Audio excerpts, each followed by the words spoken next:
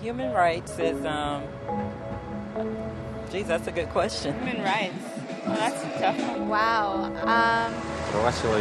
I don't even know how to give that a definition. I would probably have to do a little bit of homework or something. Yeah, any right that I think just as a normal, human, The rights that humans have. Oh, that's a very large debate. Tú le puedes preguntar a 20 personas y te van a dar 20 diferentes opiniones. Non saprei, è una domanda complicatissima. We just take them for granted that they're there, but we don't even consider what they are.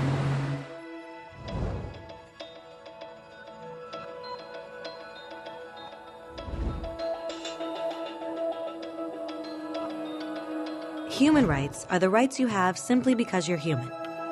It's how you instinctively expect and deserve to be treated as a person, like the right to live freely, to speak your mind, and to be treated as an equal.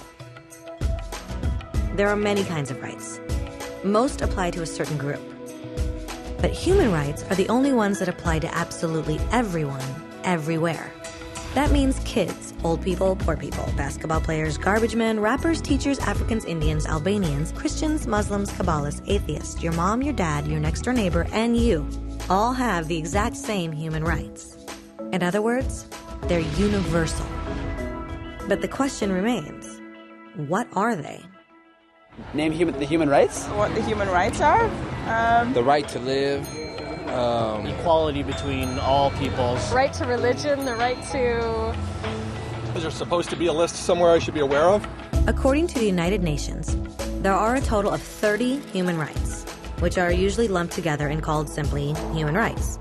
They're all listed out in the Universal Declaration of Human Rights, which is the world's most widely accepted document on the subject. But it was a long time in coming. At first, there were no human rights. If you were in with the right crowd, you were safe. If you weren't, well, you weren't. But then a guy named Cyrus the Great decided to change all that. After conquering Babylon, he did something completely revolutionary.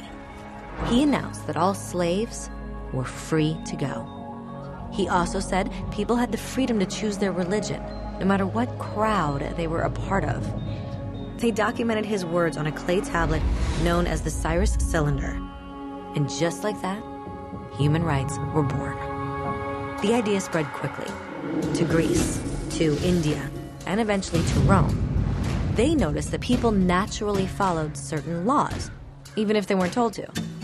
They called this natural law, but it kept getting trampled on by those in power. Not until 1,000 years later in England did they finally get a king to agree that no one can overrule the rights of the people, not even a king. People's rights were finally recognized, and they were now safe from those in power. Kind of. It still took a bunch of British rebels declaring their independence before the king got the point that all men are created equal. Which isn't to say he liked the idea, but he couldn't stop them, and America was born.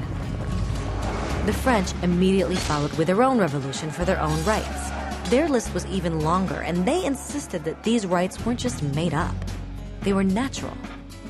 The Roman concept of natural law had become natural rights. Unfortunately, not everyone was so thrilled. In France, a general named Napoleon decided to overthrow the new French democracy and crown himself emperor of the world. He almost succeeded, but the countries of Europe joined forces and defeated him. Human rights was again a hot topic. They drew up international agreements, broadly granting many rights across Europe. But only across Europe. The rest of the world somehow still didn't qualify. Instead, they got invaded, conquered, and consumed by Europe's massive empires. But then a young lawyer from India decided enough was enough. His name was Mahatma Gandhi, and in the face of violence, he insisted that all people of Earth had rights, not just in Europe. Eventually, even Europeans started to agree. But it wasn't going to be that easy. 2 world wars erupted. Hitler exterminated half the Jewish population of Earth in horrifying Nazi death camps. And all told, 90 million people died.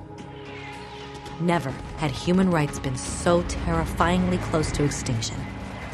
and never had the world been more desperate for change.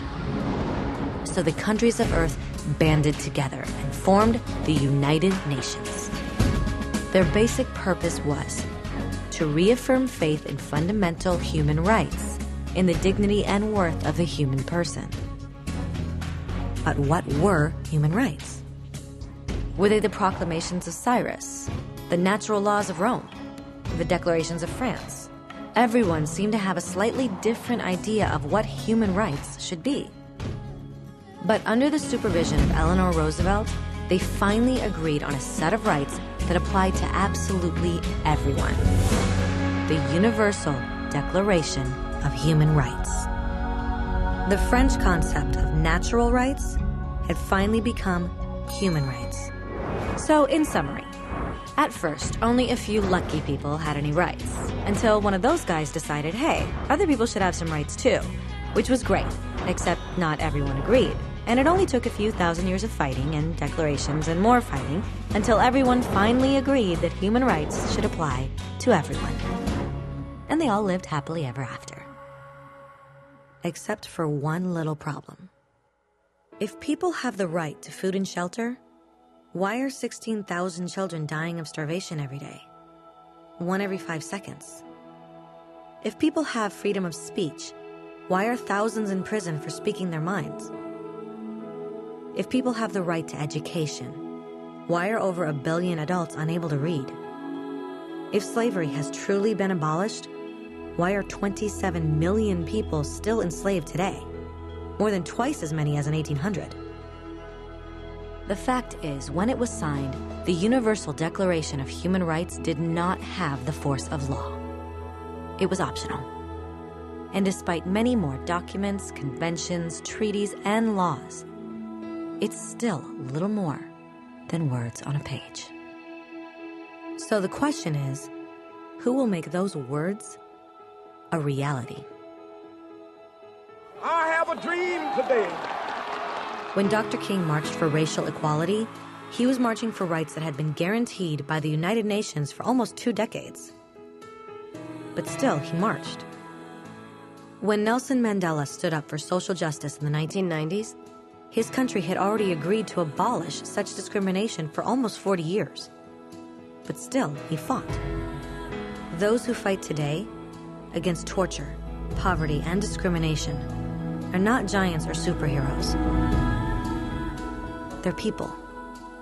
Kids, mothers, fathers, teachers. Free-thinking individuals who refuse to be silent. Who realize that human rights are not a history lesson. They're not words on a page.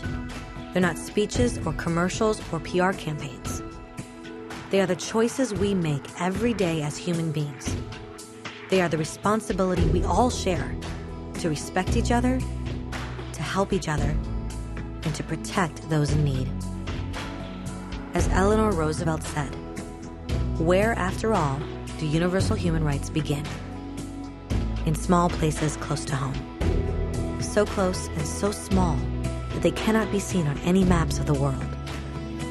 Yet they are the world of the individual person, the neighborhood he lives in, the school or college he attends, the factory, farm, or office where he works.